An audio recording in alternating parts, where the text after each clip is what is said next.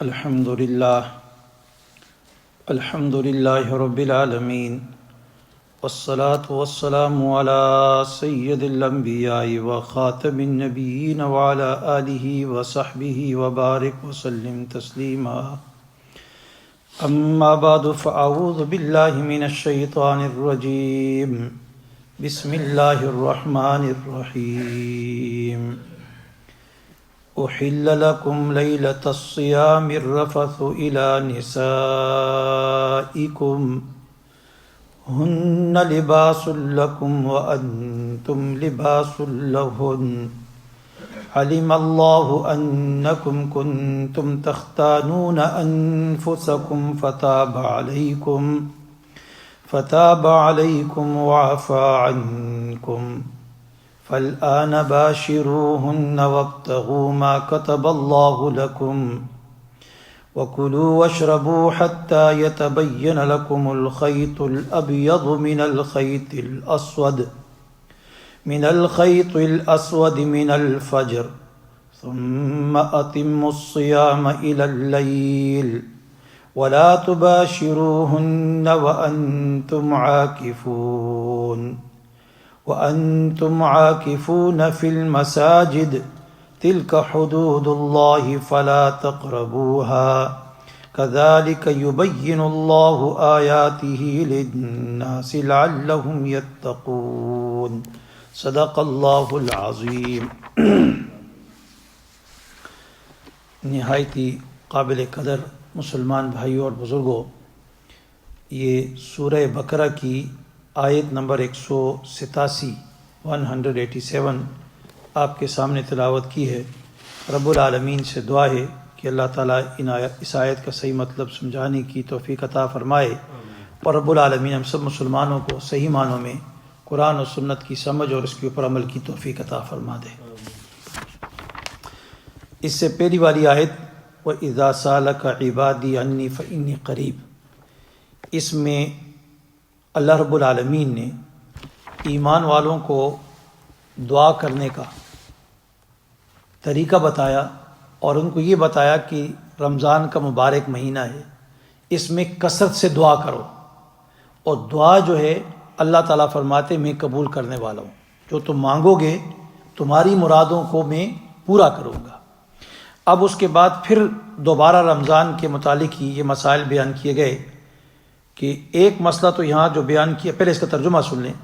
اللہ تعالیٰ ارشاد فرماتے ہیں کہ احل لکم، احل مانے حلال کر دیا، لکم مانے تمہارے لیے، لیلۃ الصیام روزے کی رات میں، الرفث الی نسائکم میاں اور بیوی، مرد اور عورت کا آپس میں ملنا، ہن لباس لکم وہ تمہارا لباس ہے، وانتم لباس لہن اور تم پوشاک ہو ان کی، تم ان کا لباس ہو۔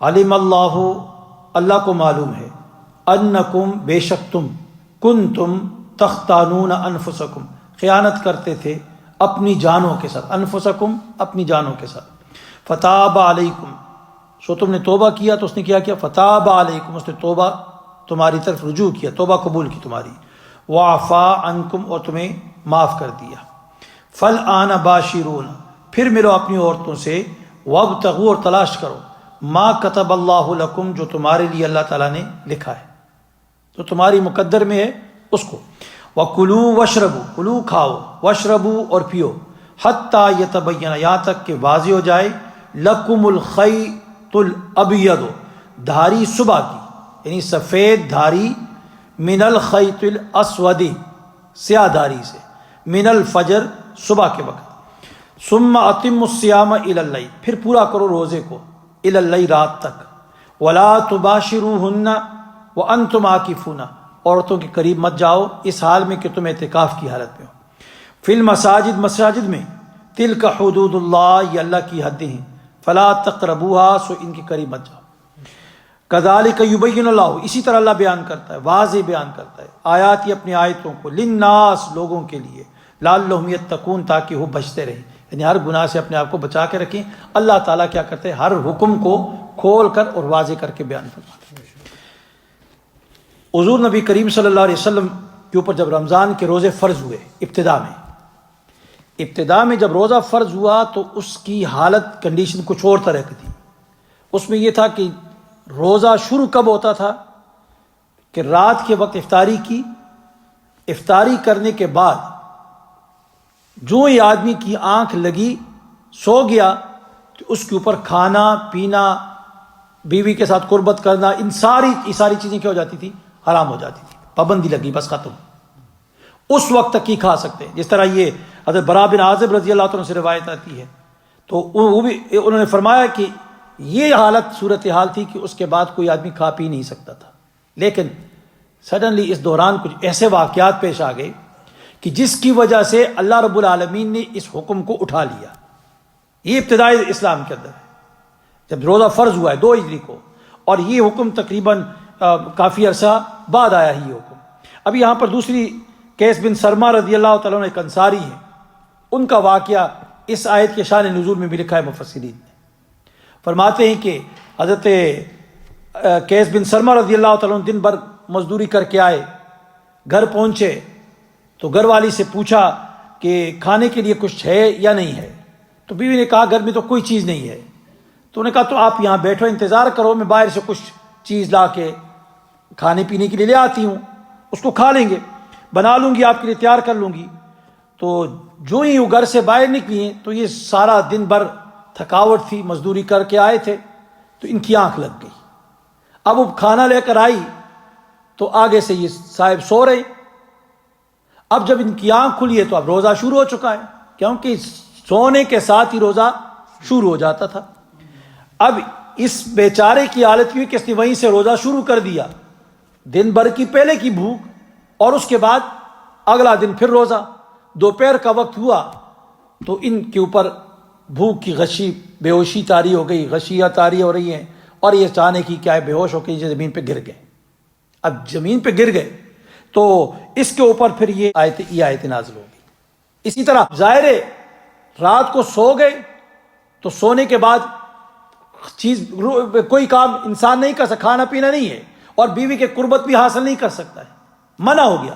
تو اب یہاں پر بعض صحابہ کرام کے ساتھ ایسے واقعات پیش آئے کہ انہوں نے یعنی ان سے رہا نہ گیا، رک نہ سکے، تو جناب نبی کریم صلی اللہ علیہ وسلم کی خدمت میں جا کے کہا کہ اللہ کے رسول ہم سے تو یہ ہو چکا ہے معاملہ.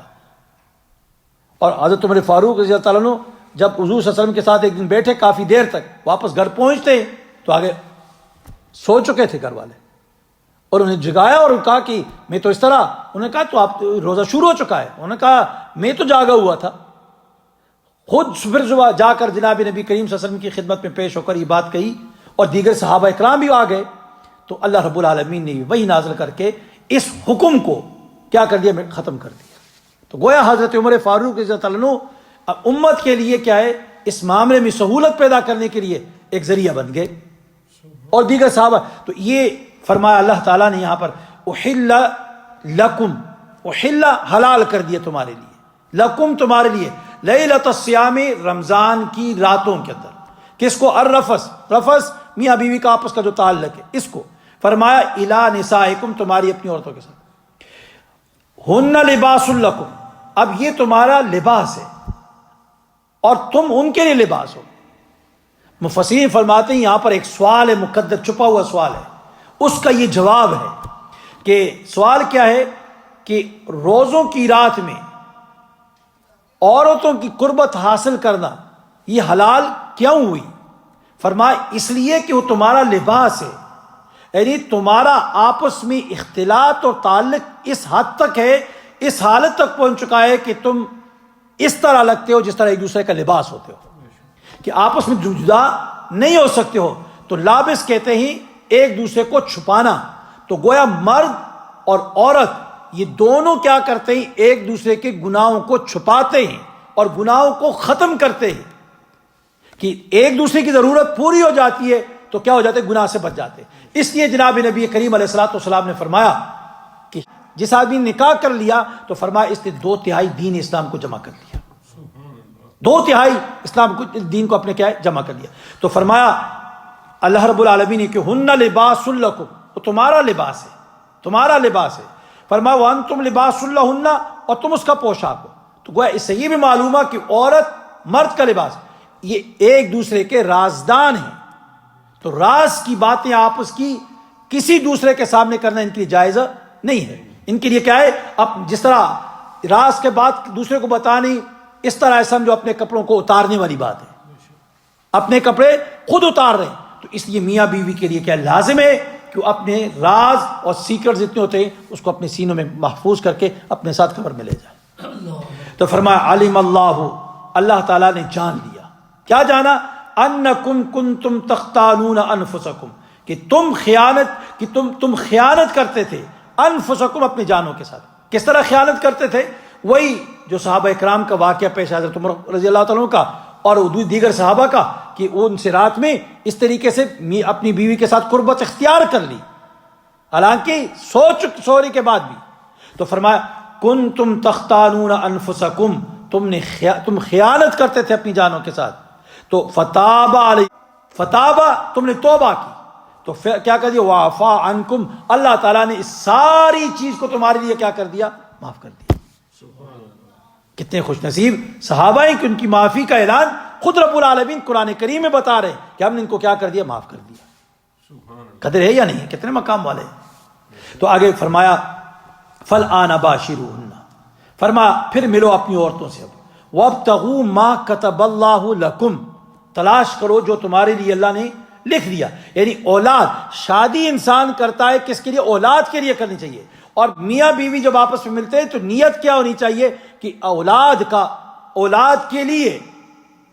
اور اس لیے جناب نبی کریم نے فرمایا کہ ایسی عورت سے شادی کرو جس سے زیادہ بچے پیدا ہوں، تاکہ قیامت کے روز میں تمہارے اپنی امت کے اوپر کیا فخر کر سکو کہ میری امت زیادہ نظر آئے۔ تو فرمایا فالآن باشروہن، پھر ملو اپنی عورتوں سے، وابتغوا، اور طلب کرو، ما کتب اللہ لکم، جو کچھ لکھ دیا ہے اللہ تعالیٰ نے تمہارے لیے، وکلوا واشربوا، اور کھاؤ اور پیو، حتی یتبین لکم الخیط الابیض، اب یہ آ گیا حدود بتا دی کہ کس ٹائم تک تم کھا پی سکتے ہو۔ تو فرمایا حتی یتبین، یہاں تک کہ نظر آ جائے، واضح کلیئر نظر آئے تمہیں، الخیط الابیض، سفید دھاری، من الخیط الاسود، سیاہ دھاری سے، من الفجر، فجر سے، یعنی فجر کے وقت سے۔ تو اب یہاں پر ایک دوسری چیز مفسرین بعض باتیں لکھی ہیں کہ حتی یتبین، کہ اللہ رب العالمین فرماتے ہیں کہ سفید دھاری۔ اب بعض اوقات یہ ہوتا تھا کہ صحابہ اکرام کیا کرتے ہیں کہ بالکل روشنی، کلیئر روشنی آ جاتی تھی، اس وقت تک کھانا پینے کا بھی ذکر آتا ہے۔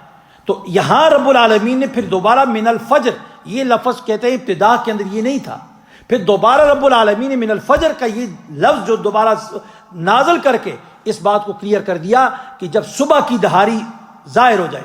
صبح دو قسم کی صبح ہوتی ہیں، کتنی قسم کی ہے؟ صبح دو قسم کی ہے، ایک ہوتا ہے بالکل اندھیرا چھایا ہوتا ہے، اور اندھیرا چھانے کے بعد ایک لائٹ آتی ہے بالکل اسٹریٹ اس طرح، اس کو کہتے ہیں صبح کاذب، کاذب مطلب لائر۔ اب دوسری صبح آتی ہے، پھر اس طرح سورج یہاں سے نکلتا ہے، اس طرح ایک سیدھ میں نکلتی ہے اور اس طرح پھیل کر آتی ہے، پورے اسپریڈ ہو کر اس طرح، اور پھر آگے کی طرف آتی ہے، اس کو صبح صادق کہتے ہیں۔ تو یہ دو صبح آتی ہیں۔ تو اس صبح صادق جو وہ لائٹ آ جائے، اس کے بعد پھر کیا ہے، کھانا پینا ختم ہو جاتا ہے، اس وقت تک انسان کھا پی سکتا ہے۔ اب یہاں پر دوسری بات یاد رکھیں، یہاں پر اس کے اندر ایک واقعہ بھی لکھا ہے مفسرین نے، عدی بن حاتم رضی اللہ تعالیٰ عنہ، انہوں نے کیا کیا کہ اپنے سرہانے کے نیچے دو دھاگے رکھ دیے۔ کتنے دھاگے؟ دو۔ کیسا دھاگا؟ ایک وائٹ اور دوسرا بلیک، دو انہوں نے سرہانے کے نیچے رکھے انڈر دا پیلو۔ صبح تک دیکھتے کہ اس کے اندر دونوں کلیئر ہو جائے، دونوں کی رنگت، تو اس وقت تک وہ کھاتے پیتے، نظر آ جائے تو ظاہر اب اندھیرے میں تو نہیں نظر آتے، جب روشنی آئے گی۔ نبی صلی اللہ علیہ وسلم کے پاس گئے تو نبی صلی اللہ علیہ وسلم فرمایا اس کا یہ مطلب نہیں ہے، تو پھر من الفجر والی جو آیت آ گئی، جملہ آ گیا، تو اس نے ساری بات کو کیا کر دیا، کلیئر کر دیا۔ اب یہ تو بات اس آدمی کے لیے ہوئی کہ جو خود نکلتا ہے باہر اور فجر کو تلاش دیکھتا ہے، اور فجر کو ریکگنائز بھی کرتا ہے، اس کو سمجھ ہوتی ہے، اس کو انڈرسٹینڈنگ ہے کہ فجر کسے کہا جاتا ہے، واٹ از اے فجر، کیا چیز ہے، اس روشنی کو بھی سمجھتا ہے، کاذب کو بھی سمجھتا ہے اور دوسری صادق کو بھی سمجھتا ہے، تو تب جا کر یہ تو بات بنتی ہے۔ لیکن ایک ایسے ملک میں ہم رہتے ہیں جس طرح برطانیہ ہے، یہاں صبح کا کبھی نظر آتی ہے کبھی آتی ہی نہیں ہے، اور ہر آدمی اس کی پہچان بھی نہیں رکھ سکتا ہے، لائٹ اتنی روشنی ہے کہ اس کو دیکھنا مشکل ہو جاتا ہے۔ تو اس صورت میں کیا ہے، یہاں پر جو ٹائم ٹیبل بنائے ہوتے ہیں ان ٹائم ٹیبلوں کو فالو کرنا چاہیے۔ اس میں بسا اوقات فجر کے ٹائم میں کیا ہوتا ہے، 10 منٹ کا احتیاطی ٹائم لکھ دیا جاتا ہے۔ وہ اس لیے لکھا جاتا ہے تاکہ اگر اس ٹائم کو جو بناتے ہیں حساب و کتاب کے ذریعے سے اس کے اندر کوئی کمی بیشی ہو جاتی ہے تو اس کو کور کرنے کے لیے اس کو بنا دیا جاتا ہے۔ تو اس لیے فرمایا کہ کھانا پینا اور مباشرت یہ دونوں جائز ہیں، کب تک، یہاں تک کہ کیا ہے، فجر کلیئر ہو جائے، یعنی فجر کا یقینی ہو جانا۔ یہ دھاریاں جو ہے اس کا مطلب کیا ہے کہ یقینی طور پر فجر کیا ہے، واضح ہو جائے، کلیئر ہو جائے، تو اس وقت تک کیا کھا پی سکتے ہو۔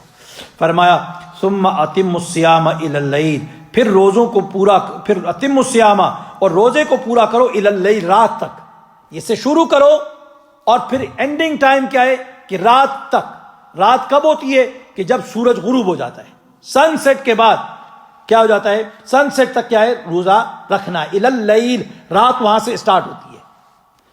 فرمایا ولا تباشروہن وانتم عاکفون۔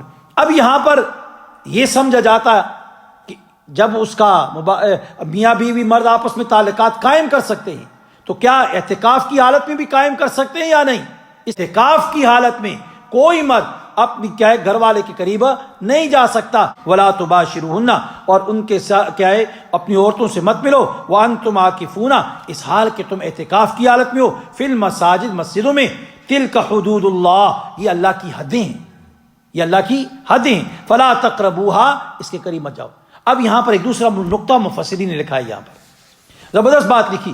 وہ فرماتے ہیں کہ دیکھیں یہاں پر اللہ رب العالمین نے پورے قرآن میں آپ کو یہ بات نظر نہیں آئے گی، یہ جو حکم ہے کہ سونے تک، کہ تم سونے کے بعد کچھ کھا پی نہیں سکتے کوئی چیز، کہیں بھی قرآن کریم یہ حکم نازل نہیں ہوا۔ یہ جناب نبی کریم صلی اللہ علیہ وسلم کے فرمان میں ہے، سنت میں ہے، تو گویا احکام شریعت جو ہے وہ ثابت ہوتے ہیں کس سے، پیغمبر علیہ الصلوۃ والسلام کے فرمان سے بھی ثابت ہوتے ہیں۔ اور پھر دوسری بات یہاں پر کہ اللہ رب العالمین نے سنت رسول صلی اللہ علیہ وسلم سے جو حکم ثابت ہے اس کو منسوخ کیا ہے، ختم کیا ہے، کس کے ذریعے سے؟ وحی کے ذریعے سے۔ اللہ نے قرآن کی آیت نازل کر کے اس کو ختم کر دیا، آیت کے ذریعے سے ختم کر دیا۔ اب دوسری بات یہاں پر یاد رکھیں، ایک دوسری چیز ہمیں یہ سمجھ آ گئی کہ اللہ رب العالمین فرماتے ہیں کہ یتبین لکم الخیط الابیض من الخیط الاسود، یہاں تک کھاؤ کہ تمہارے لیے صبح روشن ہو جائے۔ تو صبح تک اجازت دی ہے۔ تو ایک آدمی رات کو اپنے گھر والوں کے قریب جاتا ہے، اب غسل جنابت ہے، تو غسل جنابت کس وقت کرے گا؟ کیا رات ہی کو کرے گا فجر کے شروع ہونے سے پہلے پہلے، یا کس وقت؟ تو اس میں ظاہر ہوا کہ وہاں تک جب اجازت دی ہے تو ظاہر اس وقت ایک دم غسل نہیں ہو سکتا ہے، تو غسل کیا ہے، بعد میں بھی، فجر کے شروع ہونے کے بعد بھی غسل کیا ہے، کیا جا سکتا ہے۔ لیکن فجر کی نماز ضائع نہیں کرنی چاہیے۔ بعض لوگ کیا کرتے، سو جاتے اور جو اٹھ کے بعد بھی نہ آتے، نہیں، فجر کی نماز مس کر دے۔ حالانکہ رمضان کی فجر بڑی قیمتی فجر ہے، اور اس کے ہے اس سے پہلے انسان جب فجر کا وقت نکلے اس سے پہلے غسل کر کے اور اپنی نماز کو پڑھ لینا چاہیے۔